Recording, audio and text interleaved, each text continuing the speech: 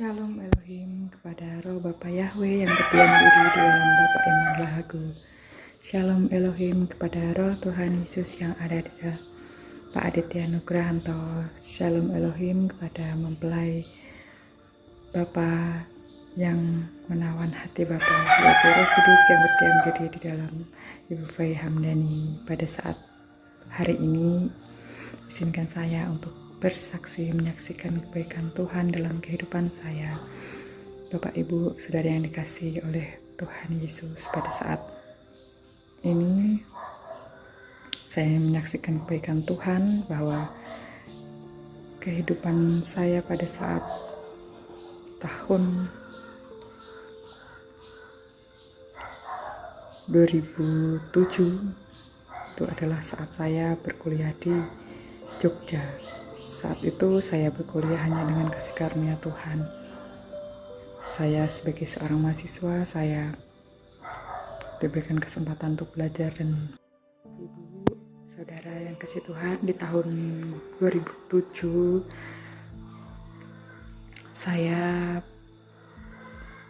diberikan kesempatan untuk menjadi seorang mahasiswa di Jogja. Dan pada awalnya saya seperti pada umumnya mahasiswa ya Bapak Ibu, kuliah dan juga belajar seperti pada umumnya, hingga suatu hari saya berpikir untuk memenuhi kebutuhan kehidupan saya. Maka dari itu saya mencoba untuk mencari seperti uang tambahan, seperti waktu kerja part time atau les privat, dan kemudian dari situ saya terjebak dalam pikiran bahwa bagaimana saya harus mencari lebih banyak uang tambahan untuk mencukupi kehidupan saya di waktu saya kuliah di Jogja itu. Dan pada suatu hari saya dipertemukan oleh seseorang yang ternyata saya diajak ke dalam suatu organisasi MLM, dan entah bagaimana waktu itu tuh di dalam sebuah kamar, dan teman itu yang sebenarnya yang saya kenal itu di dalam kamar itu, dia awalnya itu mengajak saya berdoa Bapak Ibu, dan kemudian ternyata dia menyuruh saya memegang tangan saya, kemudian disuruh melihat matanya, dan dia mengucapkan kata-kata yang ternyata itu membuat saya sangat takut. Dan kemudian saya waktu itu sangat lari ya Bapak Ibu, lari. Kemudian saya pergi hanya membawa handphone dan tidak membawa uang berapa 1.000 pun di dalam saku saya. Saya pergi keluar untuk naik bis pergi hanya membawa handphone saja. Saya keluar naik beca, kemudian saya pergi ke terminal untuk pergi. Di dalam pikiran saya banyak sekali hal yang membuat saya ketakutan pada waktu itu.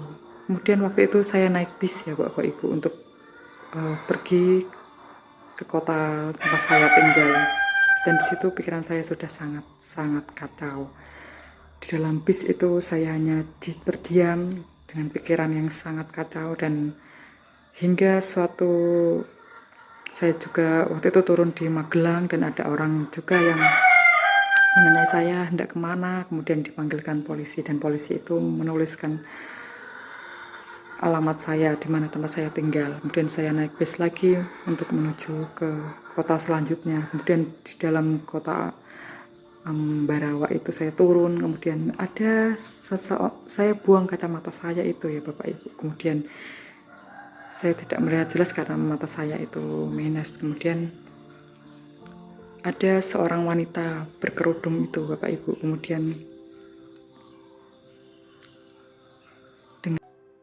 dengan rela hati mengantarkan saya hendak kemana saya pergi. Kemudian wanita yang berkerudung itu mengantarkan saya sampai hingga ke kota selanjutnya, dan kemudian di dalam kota selanjutnya itu saya turun dan saya dibantu oleh orang supir pickup itu ya, bapak ibu diantar ke kantor polisi. Kemudian di situ di kantor polisi itu menanyakan orang tua saya, karena saya membawa alamat yang ada di tangan saya yang diberikan oleh bapak polisi itu ya bapak ibu. Kemudian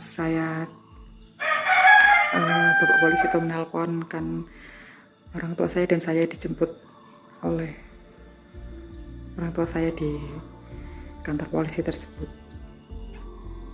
Kemudian saya bersyukur sekali bahwa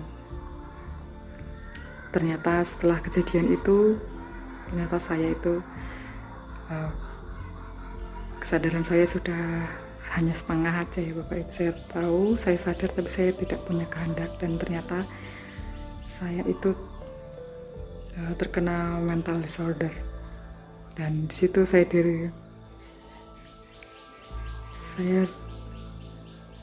dirawat di suatu rumah sakit ya bapak ibu. Dan hari-hari yang saya jalani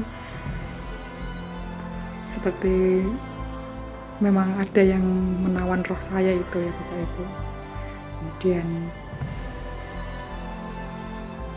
saya sembuh tapi dirawat lagi, saya sembuh tapi dirawat lagi, hingga saya sangat tidak bisa hidup tanpa pertolongan Tuhan. Dan kemarin itu saat saya bersyukur bahwa Tuhan senantiasa menyertai kehidupan saya. Saya tidak tahu siapa orang yang berkerudung itu yang mengantarkan saya sampai ke kantor polisi itu, tapi saya bersyukur bahwa masih ada Tuhan yang menyertai saya sampai hari ini. Saya masih bersama dengan keluarga saya, dan hari ini saya dipulihkan, saya diberikan kesembuhan oleh Tuhan dari mental disorder saya. Saya diperkenankan oleh Tuhan untuk memiliki keluarga dan juga anak, semua anak kasih karunia Tuhan. Saya sangat bersyukur saya dipulihkan Tuhan dari mental disorder yang saya alami. Demikianlah kesaksian saya, semoga menjadikan berkat, dan saya percaya bahwa apapun yang terjadi dalam kehidupan kita semua, Tuhan dapat memulihkan, dan saya percaya bahwa semua yang kita alami itu adalah proses untuk menjadikan kita lebih kuat dan lebih dekat kepada Tuhan, dan tidak ada yang mustahil di hadapan Tuhan. Saya hanya mau berkata juga bahwa saya tidak mengajak orang-orang menjadi Kristen, tapi saya hanya menceritakan bahwa Tuhan Yesus itu ada dan memberikan penyertaannya dan mengasihi anak-anak dan umat-umatnya, dan ingin dia itu ada menyertai anak-anak yang dikasihinya, dan ingin sekali memberitahu bahwa ada jalan keselamatan buat kehidupan manusia. Bapak Ibu, di tahun 2007 itu saya mulai kuliah, dan tahun 2010 itu saya terkena mental disorder ya Bapak Ibu. Kemudian saya minum obat itu 10 tahun hingga 2020 akhir saya memutuskan, saya berdoa ya Bapak Ibu, saya hendak menikah dan ingin memulai kehidupan yang baru. Kemudian saya berdoa, saya memutuskan untuk berhenti minum obat ya Bapak Ibu, karena saya hendak menikah, dan saya berdoa biarlah kiranya damai sejahtera dan sukacita daripada Tuhan dan mengiringi kehidupan saya, dan saya menaruh kehidupan saya di dalam tangan Tuhan Yesus Kristus. Kemudian 1 tahun kemudian saya diberikan seorang anak laki-laki dari Tuhan. Saya hanyalah manusia berdosa. Biarlah kasih Tuhan yang menyempurnakan kesaksian ini, dan biarlah Roh Kudus yang menyertai kehidupan kita semua untuk kehidupan yang berkenan kepada Allah Bapa kita di surga. Dan semoga menjadi berkat untuk kita semua, Terpujilah nama Tuhan Yesus Kristus. Haleluya. Amin.